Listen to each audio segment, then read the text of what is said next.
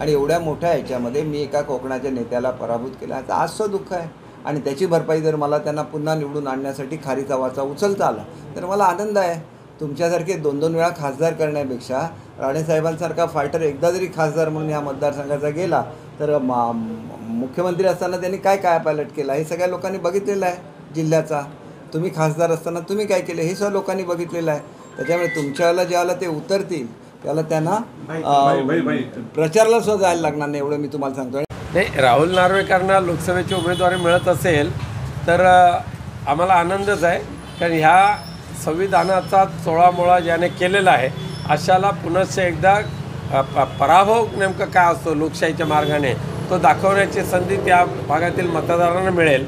आणि म्हणून मतदारसुद्धा राहुल नार्वेकरांच्या पराभवाला तयार झालेले आहेत. केसरकर सत्तेसाठी किती लाचार झालेले आहेत हे आता दिसून येईल.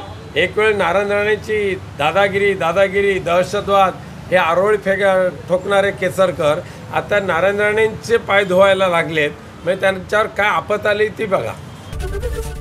एबीपी माझा, उघडा डोळे बघा नीट.